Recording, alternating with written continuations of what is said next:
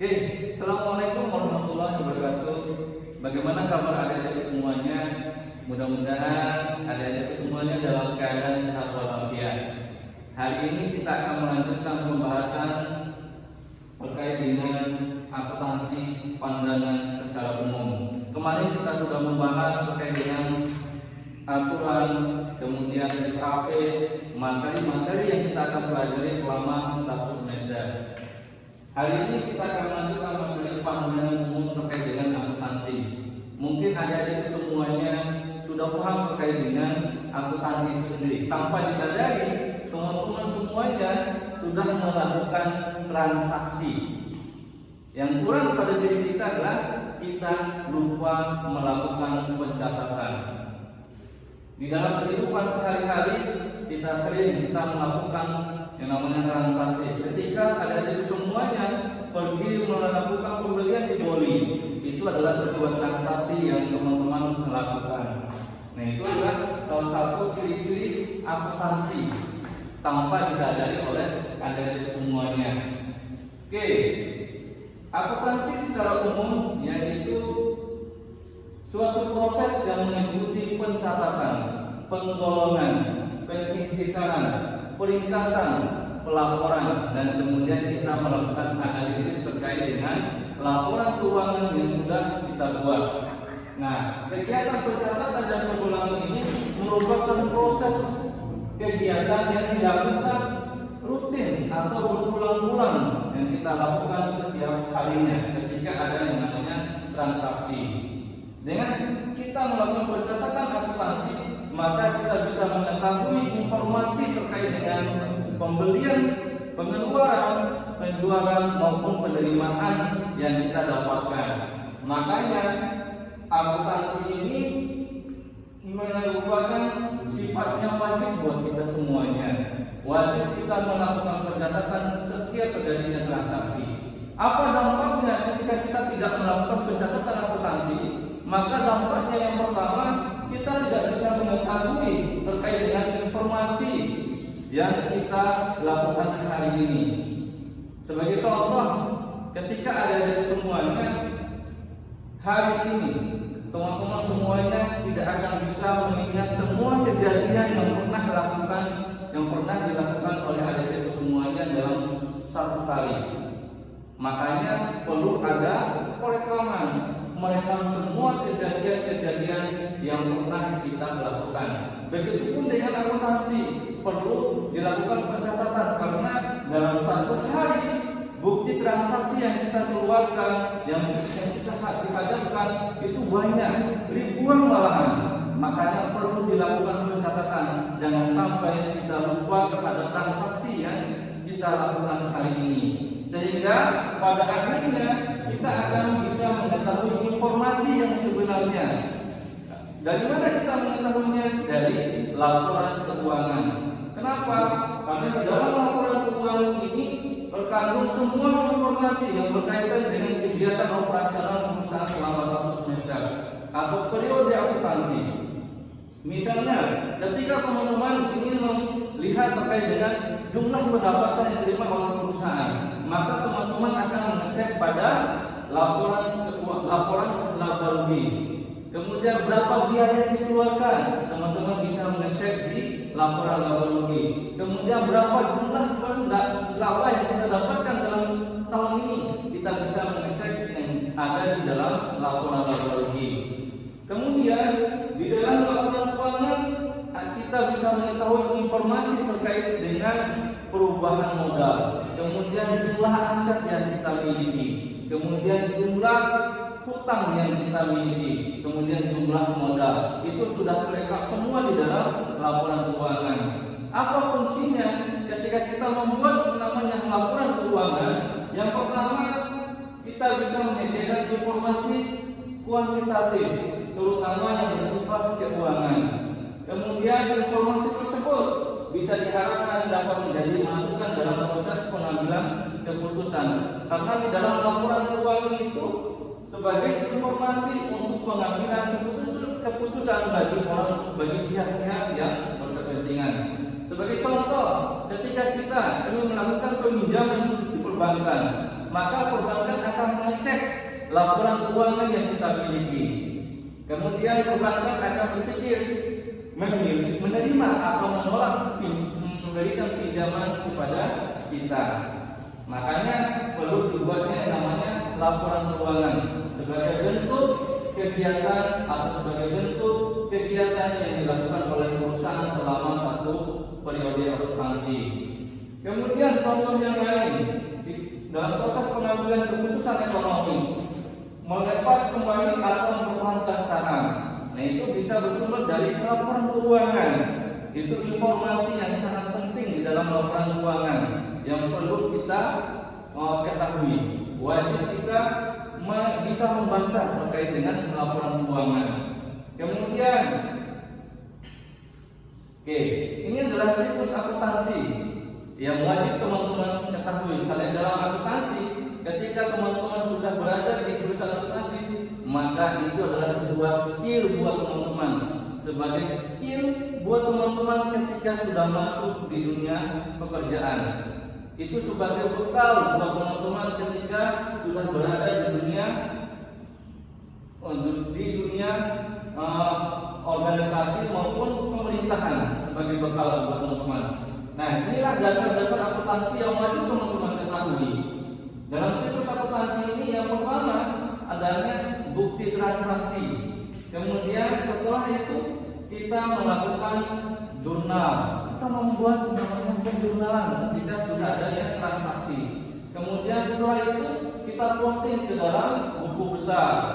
Kemudian kita membuat yang namanya neraca saldo. Dan selanjutnya adalah kita membuat yang namanya jurnal penyesuaian. Nah, setelah itu kita membuat neraca saldo setelah penyesuaian. Dan inilah yang kita tunggu-tunggu, itu kita akan membuat yang namanya laporan keuangan. Laporan keuangan itu terdiri dari 5. Ada laporan laba rugi, ada laporan perubahan modal, kemudian ada neraca, laporan arus kas, dan catatan atas laporan keuangan. Kemudian terakhir adalah penutup. Kita membuat jurnal penutup. Kemudian neraca saldo setelah penutupan, dan terakhir adalah kita kembali ke bukti transaksi. Ini adalah siklus akuntansi yang rutin kita lakukan setiap hari ketika kita sudah berada di dunia perusahaan. Kalau di perusahaan manufaktur pasti akan menemukan bukti transaksi dan melakukan pencatatan seperti ini. Nah, laporan keuangan ini sebagai informasi dan sebagai informasi kegiatan yang dilakukan oleh perusahaan selama satu periode akuntansi, dan hasilnya adalah untuk pengambilan keputusan bagi pihak-pihak yang berkepentingan. Ada beberapa pihak yang menggunakan informasi laporan keuangan. Ada pihak internal, kemudian ada pihak eksternal. Apa saja pihak eksternal yang menggunakan informasi laporan keuangan? Ada yang dari pemerintah, kemudian ada dari investor, kemudian ada dari debitur, kemudian ada dari masyarakat. Nah, inilah pihak-pihak yang menggunakan informasi laporan keuangan. Kita akan bahas satu persatu. Kenapa investor membutuhkan laporan keuangan? Buat apa sih investor membutuhkan informasi laporan keuangan? Apa sih yang mereka mau lihat? Ternyata ketika investor menanamkan modal dalam sebuah perusahaan, maka ada pengembalian yang dibagikan oleh perusahaan kepada investor yang sudah menanamkan modal. Investor melihat informasi dari mana? Dari laporan keuangan. Ketika perusahaan itu mendapatkan laba yang banyak, maka jumlah yang didapatkan oleh investor semakin banyak juga. Begitupun dengan kreditur, customer, pemasok, dan pemerintah. Lah, pertanyaannya, kenapa pemerintah itu membutuhkan informasi laporan keuangan? Buat apa sih pemerintah itu? Pemerintah menggunakan informasi laporan keuangan ini guna untuk melihat jumlah pajak yang dibayarkan oleh perusahaan kepada pemerintah. Kenapa? Karena ada beberapa banyak kasus yang terjadi, perusahaan akan melakukan penghindaran pajak. Dengan apa? Dengan melakukan manipulasi laporan keuangan. Kadang ada beberapa perusahaan itu melaporkan pajaknya sedikit. Nah, itulah pemerintah membutuhkan informasi laporan keuangan karena itu sebagai bukti kegiatan yang dilakukan oleh perusahaan selama 1 tahun. Kemudian ada masyarakat umum. Lah, pertanyaannya timbul lagi, kenapa sih masyarakat membutuhkan informasi laporan keuangan? Kok isu ya? Oke, kenapa masyarakat membutuhkan informasi laporan keuangan perusahaan? Yang pertama untuk melihat CSR-nya, bantuan sosial yang diberikan oleh perusahaan kepada masyarakat. Contohnya, apa yang diberikan oleh perusahaan kepada masyarakat? Misalnya perusahaan itu menyediakan beasiswa buat putra daerahnya. Kemudian ada bantuan sosial terkait dengan pembangunan rumah kumuh. Kemudian ada bantuan pembangunan toilet.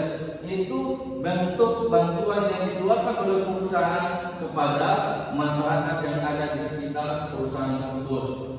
Oke, itu adalah pihak-pihak eksternalnya.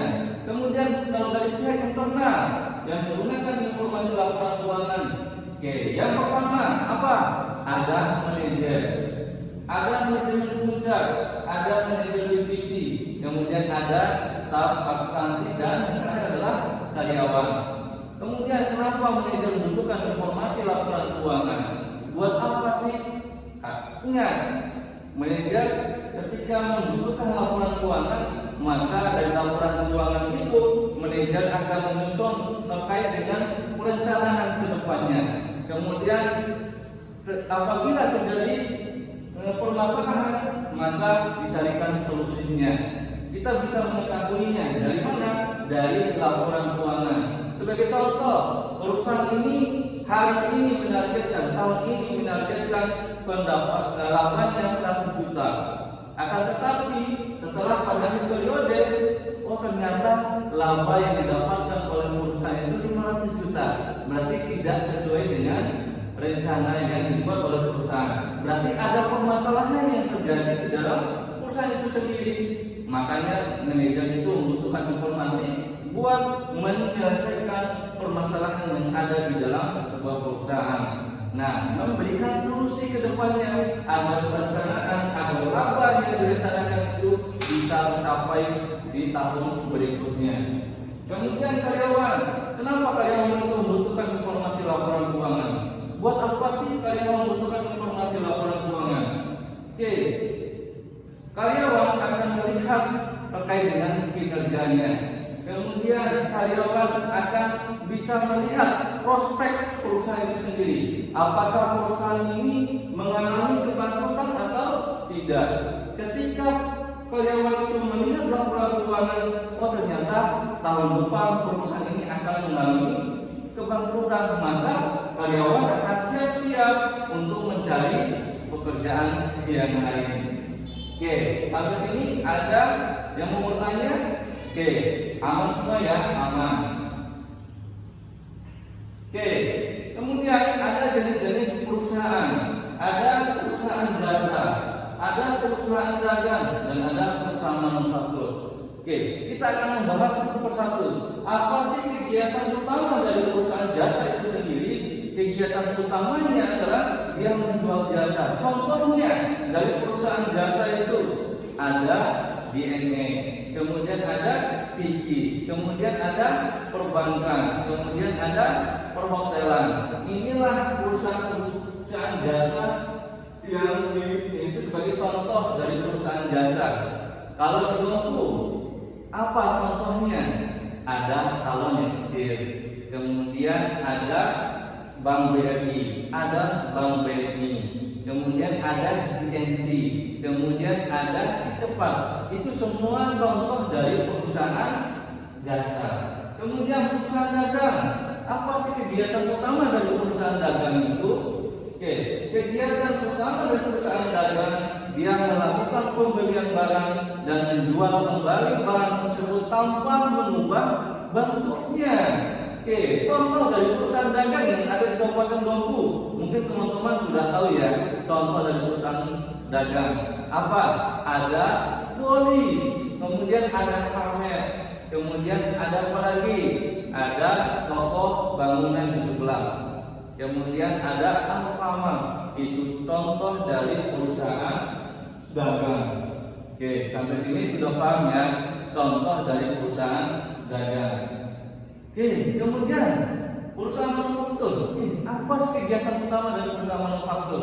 Ingat-ingat, kegiatan utama dari perusahaan manufaktur itu dia mengolah bahan baku, diproses dan menjadi produk jadi yang siap dijual. Contoh dari perusahaan manufaktur yang ada di Kabupaten Dompu, mungkin teman-teman masih ingat ya, ada perusahaan tahu tempe. Ya, itu selimut kecil yang ada di Kabupaten Dompu. Kemudian apalagi ada PT SMS yang bahan bakunya dari tepung, kemudian outputnya adalah gula. Nah, itulah produk-produk perusahaan manufaktur. Oke, contoh yang lain, mungkin teman-teman sudah pernah merasakan, mencicipi dan menikmati produk-produk perusahaan manufaktur. Teman-teman sudah pernah membeli produk sayur roti? Oh sudah, oke, good. Itu contoh dari perusahaan, produk-produk dari perusahaan manufaktur. Itu tanpa disadari produk manufaktur sudah ada di Kabupaten Dompu. Kita sudah pernah melakukan pembelian, sudah pernah kita mencicipi dan rasanya enak toh. Oke. Kemudian selanjutnya, nah ini adalah contoh-contoh yang perusahaan jasa yang saya sebutkan tadi. Ada perhotelan, kemudian ada perbankan, kemudian ada Garuda, kemudian ada Indosat. Diingat-ingat saja, kalau perusahaan jasa itu yang intinya adalah mereka menjual jasa. Dari penjualan jasa itu mereka mendapatkan keuntungan. Kemudian kalau perusahaan dagang dia membeli dan menjual kembali produk itu, dari hasil penjualan itulah mereka mendapatkan laba. Kemudian kalau perusahaan manufaktur dia mengolah, kemudian di input, diproses, ada outputnya, ada hasil yang dikerjakan. Nah, inilah contoh-contoh dari perusahaan manufaktur. Kemudian selanjutnya, oke, kita masuk ke dalam persamaan dasar akuntansi. Oke, teman-teman masih ingat ya persamaan dasar akuntansi? Persamaan dasar akuntansi ada aset sama dengan modal ditambah dengan utang ditambah dengan modal. Nah, inilah persamaan dasar akuntansi yang wajib teman-teman ketahui. Apa hubungannya ketika komponen tersebut itu mencerminkan posisi keuangan? Nah, kita bisa mengetahui terkait dengan jumlah aset yang dimiliki oleh perusahaan. Kemudian kita bisa mengetahui jumlah hutang. Kemudian kita bisa mengetahui terkait dengan jumlah modal. Nah, itulah kegunaan dari yang namanya akuntansi. Ingat-ingat, ini sebagai dasar buat teman-teman ketika teman-teman sudah berada di dunia pekerjaan. Nah, inilah yang teman-teman lakukan.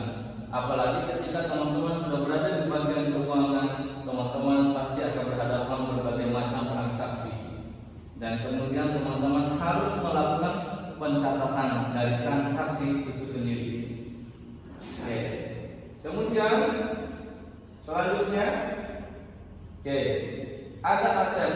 Aset ini merupakan sumber daya yang dimiliki oleh perusahaan yang dapat digunakan oleh perusahaan dalam kelancaran aktivitas produksinya, konsumsinya, dan pertukaran lain. Nah, tanpa aset perusahaan itu tidak akan bisa berjalan sesuai dengan yang kita rencanakan. Dengan demikian, aset merupakan kapasitas yang dimiliki perusahaan yang memberikan manfaat ekonomi yang akan datang. Itu sebagai pembantu sebagai pembantu dalam kegiatan dalam proses kegiatan operasional perusahaan dalam 1 tahun. Kemudian ada liabilitas, ini hutang. Kemudian ada ekuitas sebagai modal. Oke, sampai sini sudah paham semuanya? Oke, sudah paham, aman ya? Oke, kita lanjut. Oke, ini adalah kita bisa melakukan pemodifikasian terkait dengan persamaan dasar akuntansi. Kita bisa menyesuaikan dengan bukti transaksi yang ada. Kita tidak hanya mencatat aset, hutang, dan modal. Tidak, kita bisa modifikasi ketika ada transaksi terkait dengan penerimaan kas, maka kita bisa menuliskan kas, piutang, perlengkapan. Kita bisa menganalisis satu persatu, tidak hanya secara umum kas, ekuitas maupun hutang. Nah, inilah kegunaan dari akuntansi. Kita bisa mengetahui semua informasi yang berkaitan dengan kegiatan yang dilakukan oleh perusahaan itu sendiri. Oke, ada mekanisme. Mungkin teman-teman masih ingat ya. Ada beberapa saldo normal akun itu sendiri. Kalau aktiva, ketika ada terjadi penambahan, misalnya perusahaan melakukan pembelian gedung, berarti ada penambahan asetnya, maka posisi penambahannya ada di posisi debit. Kemudian ketika terjadinya pengurangan, maka posisinya di kredit. Kemudian aktiva atau aset itu memiliki saldo normalnya di debit. Kemudian kewajiban ketika ada transaksi yang menambah hutang, maka dia akan menambah di posisi kredit. Kemudian apabila terjadi pembayaran hutang, maka hutang itu berkurang ya, maka posisinya di debit, bukan lagi di kredit. Hutang ini memiliki saldo normalnya di kredit. Ingat-ingat, kalau kas itu saldo normalnya di debit. Kemudian ekuitas, apabila bertambah posisinya di kredit. Kemudian kalau berkurang posisinya di debit. Ekuitas ini memiliki saldo normalnya di kredit. Kemudian pendapatan atau penghasilan, ketika ada terjadi penambahan atau penerimaan yang didapatkan oleh perusahaan, maka penambahannya di posisi kredit. Ketika terjadinya pengurangan, posisinya di posisinya di debit. Saldo normalnya untuk pendapatan itu sendiri berada di posisi kredit. Oke, kemudian kalau biaya atau prepaid, kemudian biaya ini ketika ada terjadi penambahan, posisinya di debit. Kemudian ketika terjadinya pengurangan, posisinya di kredit. Saldo normalnya untuk hutang ada di debit. Oke, sampai sini sudah paham? Sudah aman ya? Itu yang wajib teman-teman ketahui terkait dengan saldo normal berkaitan dengan beberapa akun itu sendiri. Ingat, kalau aktiva posisi saldo normalnya di debit. Kalau kewajiban saldo normalnya di kredit. Kalau ekuitas saldo normalnya di kredit. Penghasilan saldo normalnya di kredit. Beban saldo normalnya di debit. Itulah saldo normal yang berkaitan dengan akun. Oke, selanjutnya. Nah, ini sudah masuk ke transaksinya. Bagaimana kita melakukan pencatatan dalam ketika adanya transaksi? Sebagai contoh, misalnya perusahaan melakukan pembelian perlengkapan secara tunai, berarti ada penambahan aset, kemudian ada pengurangan aset. Oke, ketika ada transaksi pembelian perlengkapan secara tunai, berarti apa yang kita dapatkan? Oke, yang pertama kita catat di posisi debit ada penambahan perlengkapan. Oke, perlengkapan bertambah di posisi debit. Oke, sekian. Kemudian apalagi yang berkurang ketika ada transaksi pembelian secara tunai, maka yang berkurang ada kas. Posisinya di kredit. Kalau kas berkurang ada di posisi kredit sesuai dengan yang ada di sini, ya kan? Oke.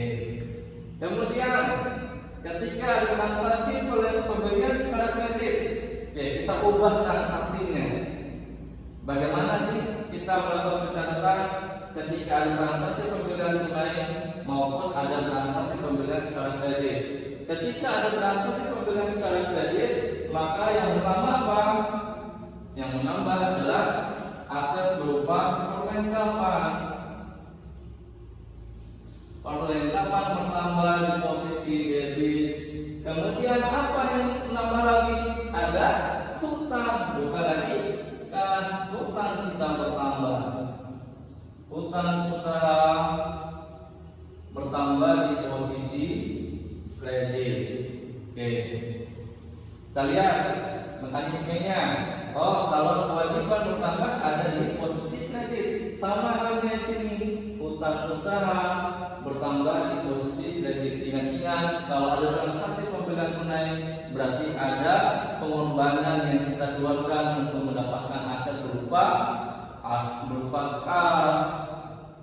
Kemudian kalau pembelian perlengkapan berarti ada kewajiban yang harus kita lunasi nantinya. Oke, sampai sini paham? Aman. Oke, kemudian ketika perusahaan itu menyetorkan modal berupa uang tunai kepada perusahaan, berarti perusahaan itu menginvestasikan modal awalnya berupa uang tunai. Berarti apa yang bertambah ketika ada transaksi seperti ini? Yang bertambah adalah ada kas yang bertambah di posisi debit sekian. Kemudian apa lagi yang bertambah? Ada ekuitas. Oke, ada ekuitas yang bertambah di posisi kredit. Oke, sampai sini paham? Oke. Kemudian selanjutnya kita akan melakukan analisis transaksi. Oke, sebagai contoh, misalnya perusahaan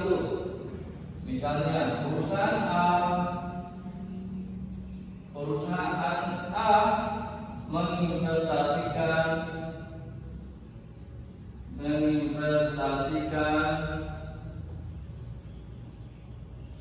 gedung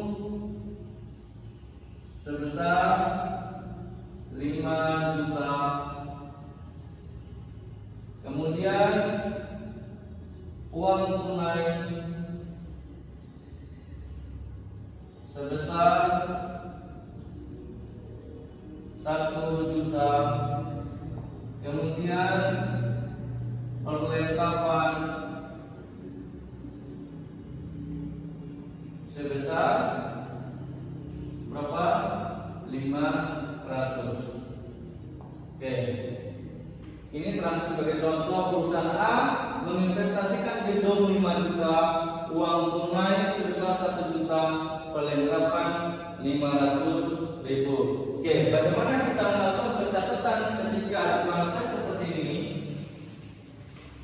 Oke, kita akan mencatat di posisi debit apa saja yang masuk di debit. Oke, yang pertama, apa yang bertambah? Oh, ternyata ada gedung sebagai modal awal ini, sebagai modal awal. Maka ketika kita melakukan pencatatan, maka yang pertama apa? Gedung di posisi debit sebesar 5 juta. Kemudian apalagi yang bertambah? Ada uang tunai. Nih, ada uang tunai berapa? 1 juta. Maka kita catatnya di debit. Ada kas sebesar 1 juta. 1 juta. Kemudian apalagi? Ada perlengkapan. Ada perlengkapan sebesar berapa? 500.000. Kemudian yang ketiga apa? Ada ekuitas. Ada ekuitas. Ekuitasnya berapa? Ini posisi debit dengan kredit harus seimbang. Berapa? Ada 6.500.000. Oke, dalam proses pencatatan akuntansi harus berpasang-pasangan, nggak boleh sendiri. Apalagi sebagai contoh, begitupun dengan manusia harus berpasang-pasangan, nggak boleh jomblo. Ya, harus memiliki pasangan. Bagi akuntansi aja memiliki pasangan, apalagi kita manusia. Ya, harus memiliki pasangan. Posisi debit dengan kredit harus seimbang. Ketika kita jumlahkan di sini, di debitnya 6.500.000 dan kreditnya 6.500.000. Oke, ada pertanyaan? Oke, tidak ada.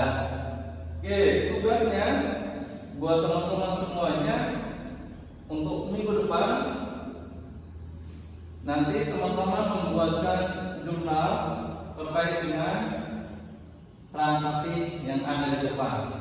Nanti teman-teman susun ke dalam persamaan dasar akuntansi. Ketika ada transaksi seperti ini, apa yang bertambah dan apa yang berkurang.